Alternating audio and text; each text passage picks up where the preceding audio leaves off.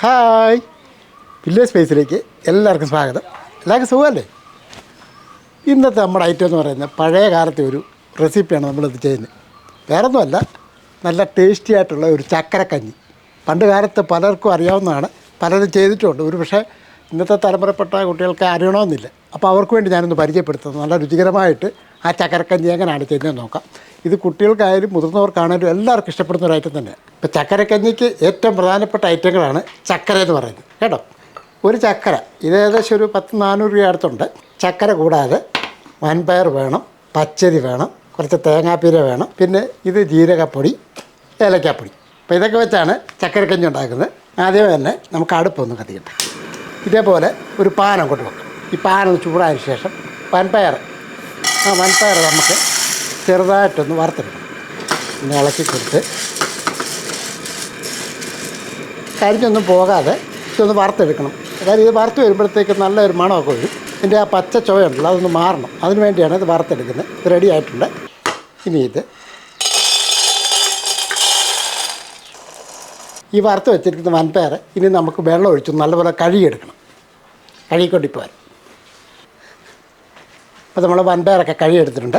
അതേപോലെ തന്നെ ഈ പച്ചരിയും കൂടെ കഴുകി വൃത്തിയാക്കി അങ്ങ് വെച്ചേക്കണം. ഇതിപ്പം വൃത്തിയാക്കി വെച്ചാണ്. ഇനി ഒരു കുക്കർ അങ്ങോട്ട് എടുക്കുക. അപ്പോൾ ഇതേപോലെ 1 കപ്പ് പച്ചരി 1 കപ്പ് വൻപയറുമാണ് നമ്മൾ എടുത്തിരിക്കുന്നത്.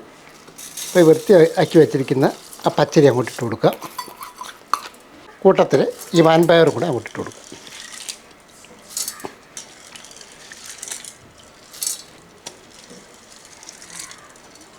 ഇനി നമുക്കിത് വേകാനുള്ള വെള്ളം കൂടെ ഒഴിച്ച് കൊടുക്കാം. ഇതേപോലെ ഒരു 1.5 പാത്രം വെള്ളം അങ്ങോട്ട് ഒഴിച്ച് കൊടുക്കുക. അപ്പോൾ അടുപ്പ് നമ്മൾ കത്തിച്ചതിന് ശേഷം ഈ കുക്കറിൻ്റെ അടപ്പ് കൊണ്ട് ഒന്ന് മൂടി വെക്കുക. അപ്പോൾ ഇത് വേകാനുള്ള വെള്ളം ഒഴിച്ച് കൊടുക്കുക. ഇതങ്ങോട്ട് വെക്കുക. ഇതൊരു 4-5 വിസിൽ അടിക്കണം. എന്നാൽ മാത്രമേ ഇത് വേഗത്തുള്ളൂ. അപ്പോൾ അത്ര സമയം നമുക്ക് നോക്കാം. ആ സമയം കൊണ്ട് നമുക്ക് ഈ ചക്കരയൊന്ന് ഇടിച്ച് പൊടിച്ചോണ്ട് വരട്ടെ.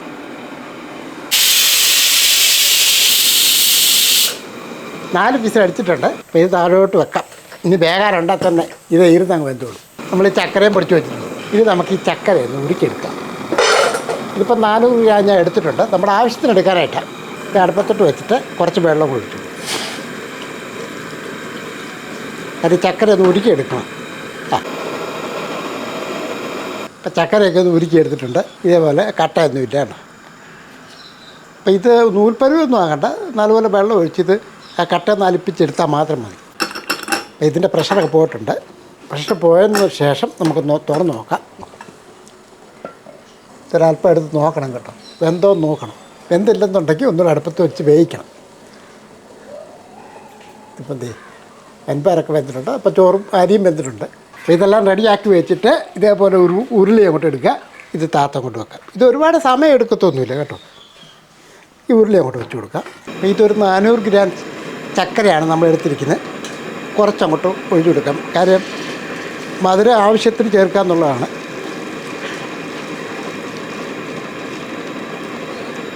ഞാൻ കുറച്ചങ്ങ് മാറ്റി വെക്കുകയാണ്. നമുക്ക് വേണമെന്നുണ്ടെങ്കിൽ പിന്നെ ചേർക്കാം. ഇനി ഇതിൻ്റെ അകത്തോട്ട് ഈ വേവിച്ച് വെച്ചിരിക്കുന്ന പച്ചരി വൻപയറും കൂടെ അങ്ങോട്ട് ഇട്ട് കൊടുക്കും.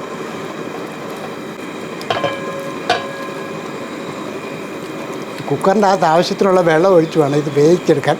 അല്ലെങ്കിൽ അടുക്കി പിടിക്കാൻ സാധ്യതയുണ്ട്.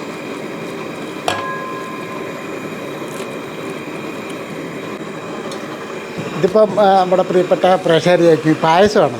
ഇത് പായസമായിട്ട് കരുതില്ല കേട്ടോ. ഇത് ചക്കരക്കഞ്ഞിയാണ്, അങ്ങനെ കരുതാണ്. ഒന്ന് ഇളക്കി കൊടുക്കും. നമുക്ക് ഈ മധുരമൊക്കെ ഒന്ന് ബാലൻസ് ചെയ്യാനായിട്ട് ഒരു നുള്ളു ഉപ്പ് പൊടിയും കൂടെ ഇട്ടു. ഇതുപോലെ ഒരു നുള്ളു ഉപ്പ് പൊടി ഇട്ടതിന് ശേഷം ഒന്ന് ഇളക്കി.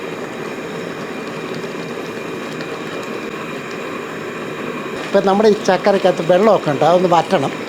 പിന്നെ ഒരു കാര്യമുണ്ട്, ചക്കരക്കഞ്ഞി കുടിച്ചവർ പലരും കുടിച്ചിട്ടുണ്ട്, പല ആൾക്കാർക്കൊക്കെ അറിയുകയും ചെയ്യും. ഈ ചക്കരക്കഞ്ഞി കുടിച്ചിട്ടുള്ളവർ നിങ്ങളൊന്ന് കമൻറ്റിൽ കൂടെ ഒന്ന് അറിയിച്ചേക്കണം കേട്ടോ, നമുക്കൊന്ന് കാണാം.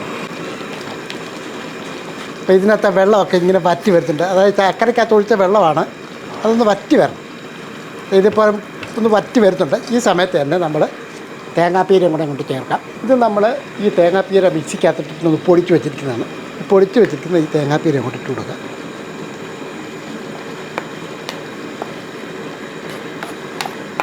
ഇനി നമുക്കിതിനകത്തോട്ട് 1/2 ടീസ്പൂൺ ഏലക്കാപ്പൊടി, 1 ടീസ്പൂൺ അളവിൽ ചെറിയ ജീരകം വറുത്ത് പൊടിച്ചത് അതുകൂടെ ഇട്ടിടുക.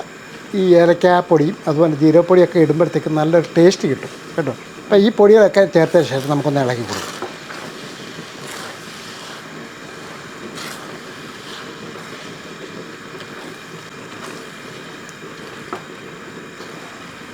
നന്നായിട്ടൊന്ന് ഇളക്കി കൊടുക്കുക. നല്ലപോലെ ഇളക്കി കൊടുത്തതിന് ശേഷം അല്പം എടുത്ത് കഴിച്ച് നോക്കിയതിന് ശേഷം വേണം ചക്കരപ്പാനി ഇരിപ്പുണ്ട് അത് വേണമെന്നുണ്ടെങ്കിൽ ചേർക്കാൻ. എൻ്റെ ആവശ്യമുള്ള മധുരമുണ്ട്, പക്ഷേ കുട്ടികൾക്കാകുമ്പോൾ അല്പം മധുരം മുന്നോട്ട് വേണം അല്ലേ. ഇതെനിക്ക് കറക്റ്റാണ്. അപ്പം നമ്മൾ മാറ്റി വെച്ചിരിക്കുന്ന ആ ശർക്കരപ്പാനി ശക്കലം കൂടെ ഒഴിച്ചു കൊടുക്കുക. അപ്പോൾ നമ്മുടെ ചക്കരക്കഞ്ഞി ഈ രീതിക്ക് അങ്ങോട്ട് ഒഴിക്കുക.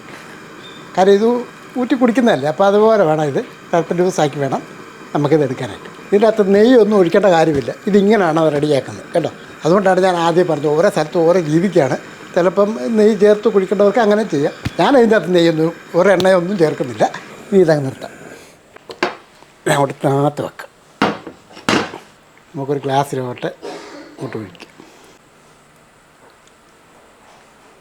ഈ ചക്കരക്ക ഞാൻ ഒരുപാട് കഴിച്ചിട്ടുണ്ട്. കാര്യം പെട്ടെന്ന് തന്നെ പഴയ കാര്യങ്ങളൊക്കെ പലതും ഓർമ്മ വരുന്നു. നല്ല ടേസ്റ്റി ആയിട്ടുള്ള ഒരു രീതിക്കാണ് ഇപ്പോൾ ഈ ചക്കരക്കഞ്ഞി ചെയ്തിരിക്കുന്നത് കേട്ടോ. ഓർമ്മകളൊക്കെ ഇങ്ങനെ ഓരോന്നോരോന്നും മനസ്സിലോട്ട് വരുന്നുണ്ട്. അപ്പോൾ ഇതൊന്ന് കഴിച്ചു നോക്കട്ടെ. ശംലായ വിളിക്കായിരുന്നു, ശംലായ്ക്ക് ചുമ.